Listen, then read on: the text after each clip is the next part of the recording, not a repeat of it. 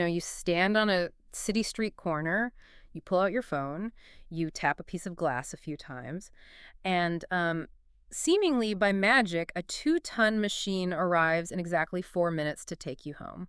Yeah, we are so used to it now, but it really is an absolute logistics miracle. It is. I mean, we tend to assume that level of seamless real-time coordination requires like thousands of Silicon Valley engineers working around the clock in a massive skyscraper somewhere. Right, guarding proprietary algorithms like their state secrets. That is the assumption, right? That the technology is this exclusive, impenetrable moat. Exactly. But building a multi-sided marketplace capable of processing, live geolocation and dynamic pricing is just a barrier to entry so high that only venture-backed megacorporations can play the game. Well, okay, let's unpack this because today's deep dive mission is to completely demystify that assumption. We are going to look at how local businesses are bypassing Silicon Valley entirely. Which is a fascinating shift in the market. It really is. We are pulling insights directly from technical blueprints and market breakdowns published by Enatega to see exactly how white label clone architectures actually work. Yeah, specifically looking at what the industry calls a curb clone. Right, a curb clone. And to understand why this matters to you, whether you are, an aspiring tech founder, maybe a business student, or just someone fascinated by the invisible digital machinery running our cities, we have to look at the sheer scale of the money moving here. The numbers are staggering. They really are. I mean, the global taxi market is projected to hit $120.89 billion by 2027, and that is growing at a steady 12.3% compound annual rate. Yeah, and if we connect this to the bigger picture, capturing a slice of a $120 billion pie requires serious infrastructure. Right. And that is exactly what a curb clone provides. Mechanically speaking, it is a highly sophisticated, pre-engineered business architecture. So it's not just a basic app you download. No, not at all.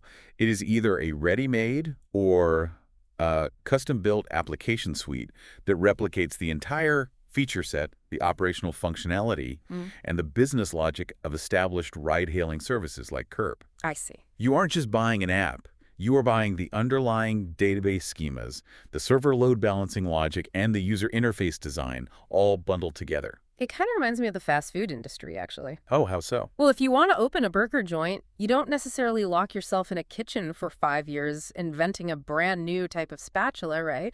Or engineering a custom drive-through window from scratch and chemically testing 400 variations of bread. Right, you just buy a turnkey franchise. Exactly. You buy Okay. the franchise. You buy the system because the system is what scales.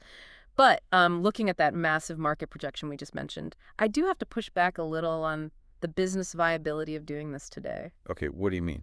Well, isn't the market already completely saturated by giants? Like, if you launch a clone in a major metropolitan area, aren't you just walking into a saturated battlefield?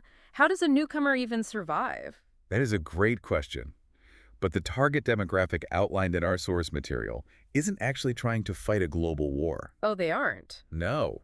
The strategy is hyper-local dominance. This software is engineered for traditional taxi companies that are, quite frankly, bleeding revenue because of dispatch latency. Ah, okay, so the old school companies. Right. Think about a legacy fleet operating on phone calls and radio dispatch. An operator fields a call, radios a driver, and the driver physically confirms. Which takes forever. Exactly. Uh-huh. That process creates massive inefficiency and what they call deadhead miles, the time a driver spends driving empty. Right, which is just burning gas and money. Yes. A clone digitizes that local fleet, instantly modernizing them.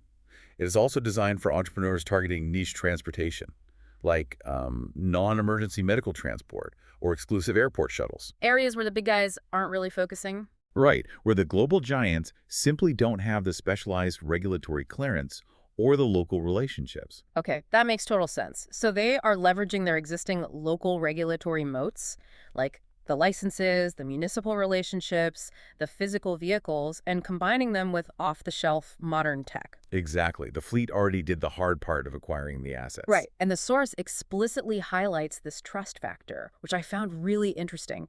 If a passenger uses one of these modernized local apps, they get the exact same digital convenience of the big players, but they are matched with a reliable, commercially licensed and insured driver. Yes, the software just unlocks the efficiency that was missing. Right. And efficiency really is the core product here. But creating that efficiency requires an incredibly complex mechanism. because you were dealing with a three-sided marketplace. Three sides. Yeah, you have passengers demanding a service, drivers fulfilling the service, and the fleet operator managing the economics in the middle. Which brings us to the actual mechanics of how this software prevents total chaos. Because the Enatega breakdown describes real-time driver matching, right? Yes, it's a fascinating process. So you request a ride, nearby drivers are pinged, and the system operates on a, quote, first driver to accept gets the booking model. Right?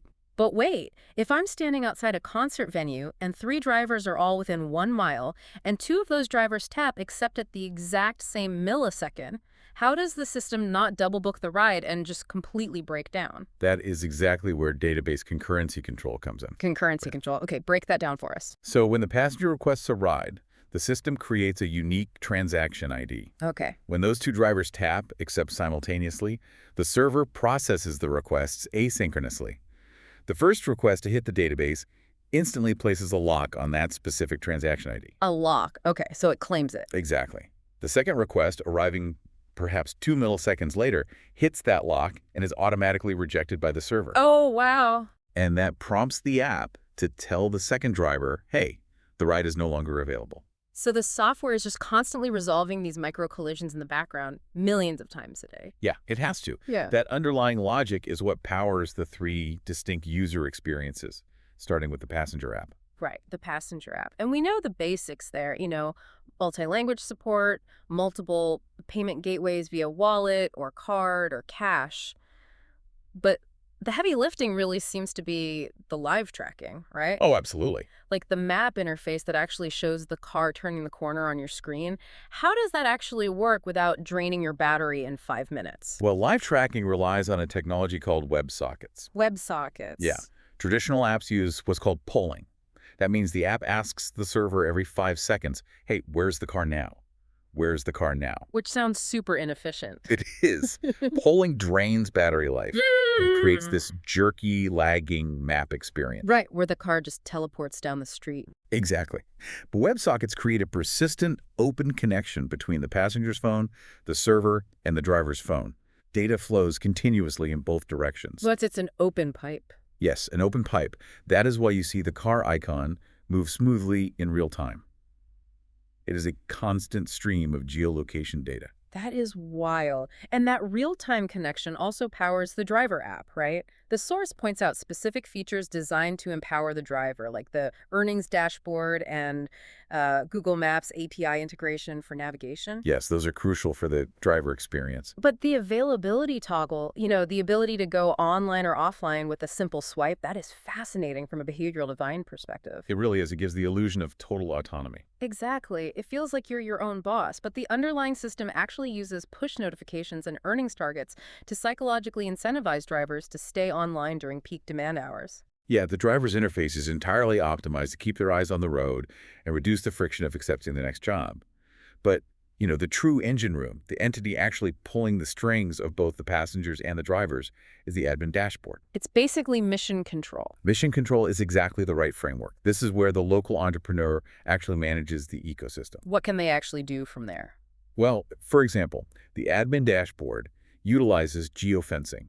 That's drawing invisible digital boundaries over a city map. Okay. If the admin notices that a massive tech conference is letting out downtown, they can draw a geofence around that specific 10-block radius and instantly trigger a dynamic pricing surge algorithm. Wow. Okay, so they artificially manipulate supply and demand on the fly. Exactly. By raising the price inside that geofence, passengers who aren't desperate will just wait, which filters out the low-intent noise. And meanwhile, every driver in a 5-mile radius gets a notification showing a heat map, right? Yep.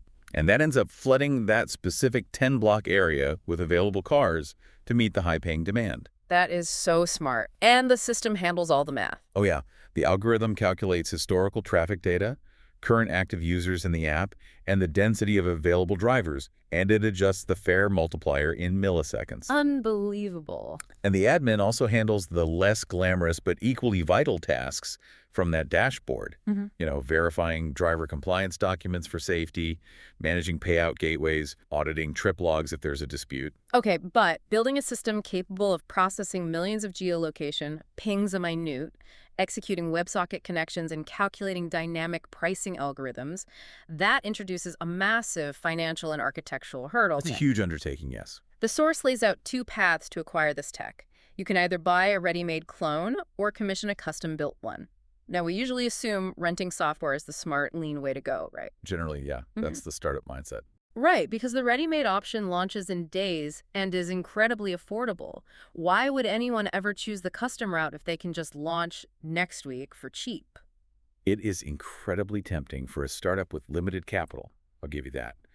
A ready-made clone gets you to market instantly, but you are trading speed for severe structural limitations. Okay, like what? Well, the biggest hidden cost of a ready-made solution is multi-tenancy architecture. Meaning you are sharing the digital building with other companies. Precisely. You are sharing the server environment, the database infrastructure, and the core code base with dozens or hundreds of other businesses who bought the exact same clone. Oh, I see where this is going. Yeah, if another taxi company on the other side of the world using the same vendor runs a massive promotion and spikes their server traffic, your app's performance could degrade. That is terrifying for a local business owner. Your app crashes because someone in another country ran a discount code. Exactly. Furthermore, you face severe vendor lock-in regarding intellectual property. Because you don't own the code. Right, you don't own the source code. The vendor keeps some of the IP. So if you want to integrate a highly specific local payment gateway or maybe change the core matching algorithm, you have to petition the vendor. And I'm guessing they usually say no? They often say no because altering the core code affects all their other tenants on that shared server. Wow. Okay, so you don't own the asset. You are essentially just leasing a digital taxi. Yep. If you want to actually own the IP, control your own data, and have unlimited unique features, the source states you have to go the custom-built route. Which is a whole different ballgame. It really is. And I think we assume these apps cost maybe a few $1,000s to throw together, but the numbers in the text are shocking. Yeah, they are substantial. A basic custom version starts around $40,000. But a fully custom build, especially one incorporating advanced AI routing to predict traffic patterns before they happen, that can easily exceed $300,000. And that doesn't even cover the recurring costs, you know? Right, the cloud hosting, the DevOps engineers to keep it running. Yeah. But you have to realize a $300,000 price tag isn't for the pretty buttons on the screen. It pays for the invisible architecture. And foundation. Exactly. You are funding months of work by specialized back-end developers, database architects, quality assurance testers, and security compliance experts who ensure all that credit card data is encrypted to international standards. Because the investment is so massive, throwing money at code without a strategy is basically a guaranteed failure. Oh, 100%. The Enatega text outlines a 7-step blueprint for launching. And here's where it gets really interesting. Writing the first line of code doesn't actually happen until step 5. Because the preliminary engineering dictates the entire survival of the platform. Exactly. Step 1 is deep market research, studying Uber and Lyft, understanding local licensing and safety laws. But step 2 is defining the revenue model, which you were saying before is actually a database architecture decision in disguise. It absolutely is. How so? Why is the business model a coding problem? Well, think about it. If you choose a commission model, say, taking 20% of every ride, your database must be engineered from day one to split payments instantly via a service like Stripe Connect. Okay, so routing the money. Right, sending 80% to the driver's bank and 20% to the admin wallet dynamically. But if you pivot to a subscription model, where drivers pay like a flat fee. Yeah, say they pay a flat $200 monthly fee for access to the platform and keep all their fares. The payment processing architecture for that is completely different. They have to build recurring billing cycles, dunning management for failed credit cards, and logic to automatically suspend a driver's account if their subscription lapses. You cannot just change these fundamental structures halfway through development. That structural reality leads perfectly into step 4, which is selecting the tech stack. The source lists frameworks like React Native and Flutter for the front ends, and back ends like Node.js, Laravel, or Django. The tech stack is everything. Yeah, think of the tech stack like a massive commercial restaurant kitchen. React Native is your front end. It's the dining room, the menus, the lighting. It is a cross-platform framework, meaning developers write the code once, and it renders beautifully on both iOS and Android. Which saves immense development time compared to writing 2 entirely separate native apps from scratch. Exactly. But the front end is useless without the back end. If React Native is the dining room, Node.js is your line cooks. I love that analogy. But why Node.js specifically? The text points it out, but why is it recommended for ride-hailing? Because Node.js is asynchronous and event-driven. Okay, what does that mean in practice? In a traditional synchronous server, if a request comes in, say, processing a credit card, the server stops and waits for that task to finish before moving to the next one. It forms a line. Right. But in a ride-hailing app, if your server pauses for 2 seconds to process a payment, it misses thousands of live GPS updates from moving vehicles in those 2 seconds. Oh, wow, which would cause the map to glitch out completely. Exactly. Node.js handles multiple concurrent operations without blocking the main thread. It can process the payment, update the map, and calculate the surge pricing all simultaneously. That is incredible. Yeah, and you pair that with a robust database and cloud hosting on something like AWS, Google Cloud, or Azure to dynamically add server capacity during peak hours. And you have a true enterprise-grade engine. So you build this massive engine, you launch the app into the App Store in step 6, and you think you are done. But step 7 emphasizes that relentless post-launch marketing and operations are required. Because a platform is a living ecosystem. It is. And this introduces the most notoriously difficult challenge of any multi-sided marketplace, the cold start problem. The classic chicken and the egg. Exactly.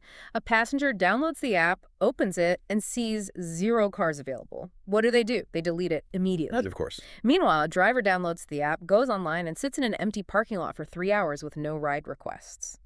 They delete it. How does an entrepreneur actually overcome that initial friction? While the most successful local rollouts solve the cold start problem by artificially subsidizing one side of the market. Subsidizing, like paying them extra. Usually, the fleet operator will pay their drivers an hourly guaranteed wage just to keep the app on and drive around the city, regardless of whether they actually get a ping. Oh, wow. Just to create the illusion of activity. Exactly. This ensures liquidity. When the first wave of passengers downloads the app through aggressive local SEO or promo codes, they instantly see cars available on the map. The magic works the first time. And once you achieve critical mass, you transition the drivers back to a standard commission structure. You got it. And you monitor that entire process through retention analytics. If the data shows that passengers who experience a wait time longer than 8 minutes never open the app again, you adjust your dispatch radius parameters. You use data to continually tighten the screws on the operation. It requires relentless optimization. The digital infrastructure gives you the tools, but local execution determines the winner. So what does this all mean? We started by talking about the magic of tapping a glass rectangle to summon a car. What this breakdown reveals is that the magic has been completely commoditized. It really has. A curb clone isn't just a piece of software. It is an entire business in a box. It's a highly complex, pre-engineered marketplace that allows a single local entrepreneur or an old-school taxi fleet to bypass the massive hurdle of building software from scratch and instantly rival modern tech giants in their local market. You are buying the infrastructure of a multi-billion-dollar industry and deploying it on your own streets. The technological moat has evaporated. This level of asynchronous processing, real-time geolocation, and algorithmic matching is no longer locked inside Silicon Valley. Right. And that presents a massive implication for the broader economy. If incredibly complex, three-sided platforms like ride-hailing can now be cloned, packaged, and bought off the shelf, ride-hailing is just the canary in the coal mine. What other industries are next? Well, look around your own city. Think about independent plumbers, electricians, and HVAC technicians who currently rely on fragmented dispatch systems and terrible customer interfaces. Oh, absolutely. Think about localized B2B logistics or hyper-local grocery delivery in mid-sized towns that the major tech giants just ignore because the margins are too small for their global scale. Yeah, the big guys don't care about a town of 40,000 people. Exactly. Which of these analog traditional industries in your neighborhood are bleeding efficiency, just waiting for a smart entrepreneur to buy a white label, multi-sided marketplace architecture and completely disrupt the local status quo? The blueprints are sitting there, ready to be deployed. It is wild to think about. Next time you stand on that street corner and watch that car pull up on your digital map, look at the other businesses on the block and ask yourself which one is about to be digitized next. Thank you for joining us on this deep dive. Keep questioning the world around you, and we'll see you next time.